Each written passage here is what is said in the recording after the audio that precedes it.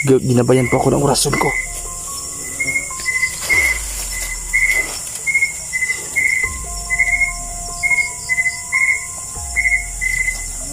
Kapalo po ng dugo. Yan po. Lala. Sige. Ngayon, pag hindi kayo sumuko sa akin,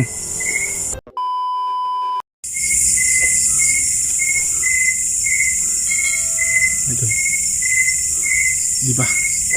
Kitang-kita nyo po yung umaga tayo nagpunta dito kasama si Dudong, mga idol. Ito yung sinasabi niya talaga na puno, mga idol. Nandito lang daw. Pero hindi ako sure, mga idol, kung saan po nilagay. Pero try lang natin, mga idol. Ang dami pang dugo, mga idol, oh.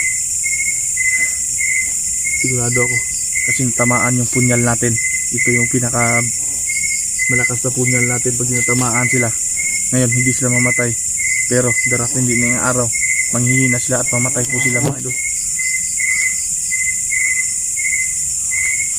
Tapos ng dugo, napakalangsa.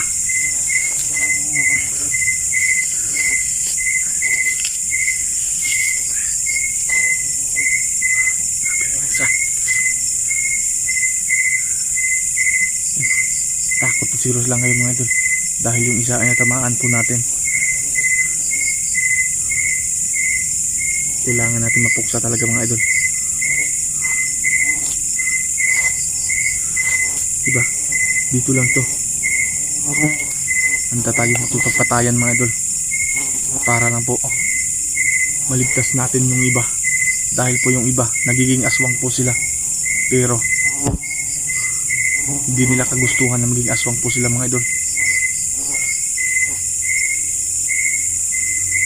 Ayun po yung mga nandugo, mga idol, oh. Ito, siguro yung lumipad kanina nakapot isa itaas, siguro may tama na yun dati. Pero bakit ito? Ayan, papunta po sa itaas, may dugo pa.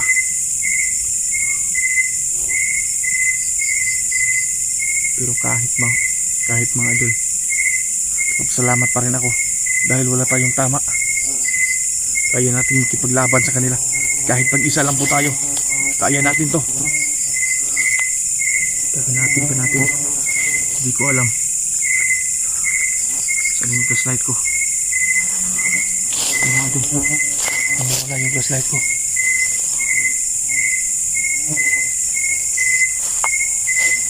Dito lang yun.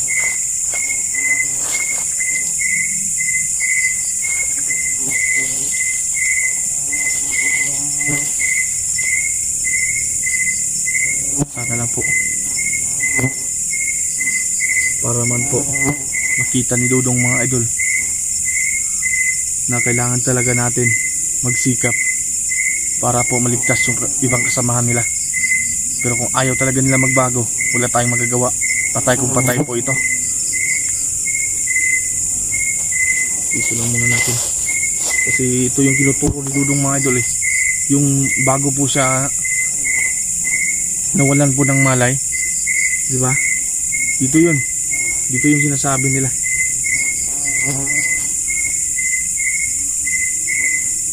Ang langsa po ng amoy talaga ng dugo, mga idol.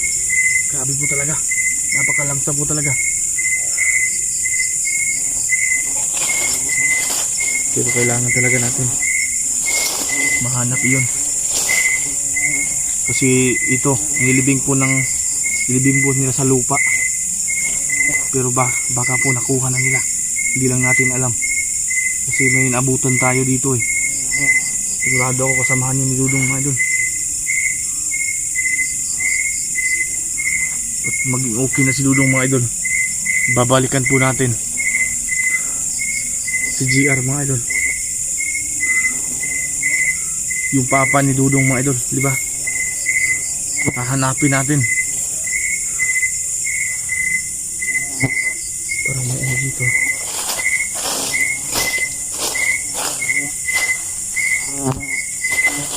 Kasi may sinyalis din ito, mga idol, eh. Yung nakita natin dati, yung Nagpunta po tayo kay tatay na may nilibing po doon. At yung sinasabi po ni Dudong mga idol, nandun po nila itinago sa may puno ng kawayan. Pero bakit ganito? Andito po nila tinatago. Sige, lumapit kayo. Kung ayaw nyo mamatay, sumuko na lang kayo. Sumuko na lang kayo. Hindi ko kayo sasaktan. Pero pag nanglaban kayo sa akin at sinasaktan nyo ako, wala tayong magagawa. Papatayin ko talaga kayo.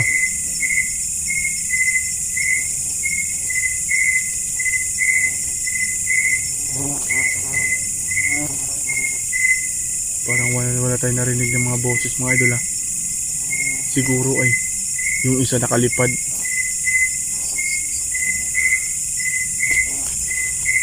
Parang may sinyalis dito ha.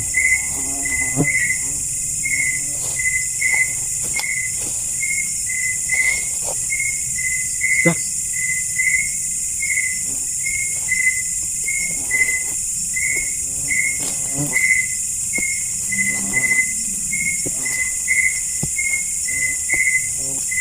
Wala dito mga idol eh.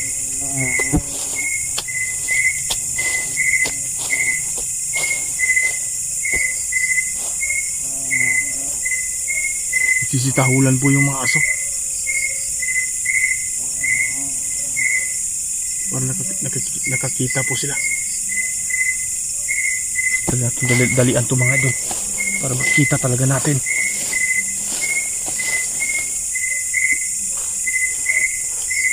Parang dito lang yun eh. Sana makita ko na. Tara.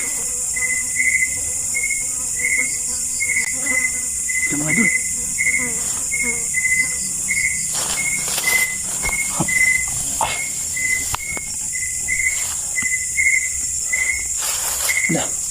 Ito mga idol. Ano to? Ito na ba?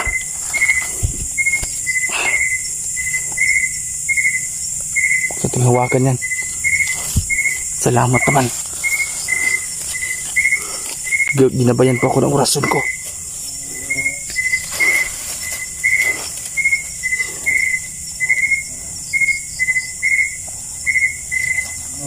Kapalot po ng dugo. Yan po.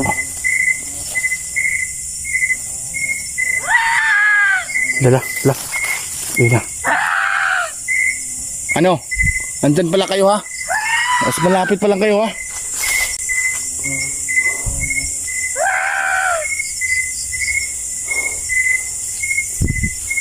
Ngayon, nakita ko na tinatago niyong lana. Ayun.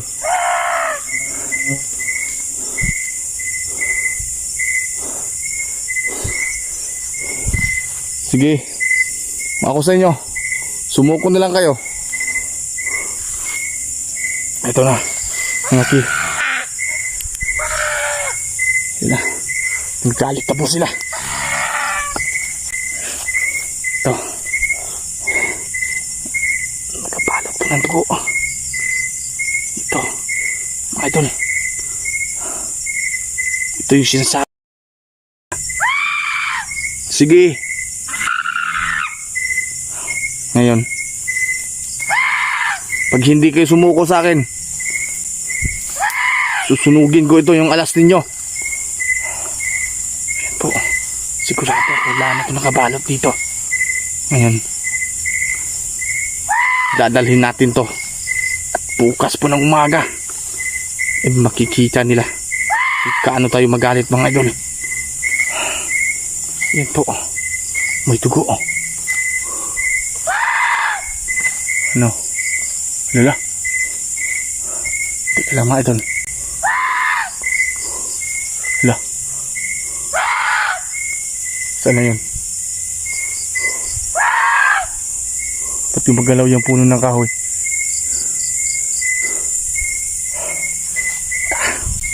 Sige, sundan nyo ako. Ito. Ano mga idol? Ito na sa wakas. Kuha na natin.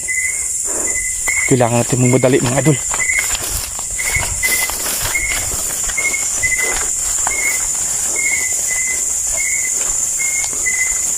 Kailangan natin magbalik magkauwi. Lala. Sige, sunod kayo ng sunod sa akin. Tignan natin kung sa...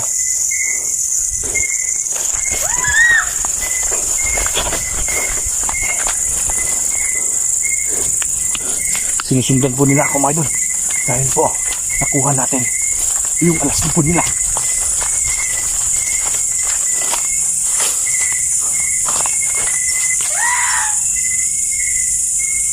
Okay. Teka lang po. Hindi na ako makaya. Hindi na ako kaya mga idol. Ito. Kahit ano po bang magsubok na darating sa buhay natin, kailangan talaga natin makuha itong lana mga idol. Ito yung pinakamalakas ng kapangyarihan nila. At bukas po na ang umaga, susunugin natin to. Pero tatanungin natin si Dudong mga idol. Magsigo pa talagang lana ito. Buksan natin to bukas. At kailangan talaga natin mamadali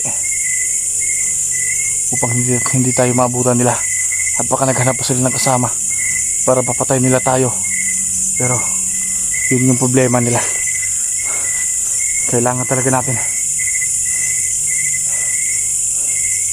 magpakatatag po tayo mga idol. Magpakatatag tayo para hindi tayo maano ng mga aswang. Sige, sunggaban nyo ako. Dito lang sila. Pero mga idol, magpapaalam muna ako. Dahil pag may makita nilang may ilaw, atakihin nila tayo. Baka ano pa mangyari sa atin. So ayun lang idol, salamat naman, nakuha talaga natin yung lata, yung sinasabi niyo doon sa atin. So ayun lang, maraming salamat po sa ating lahat.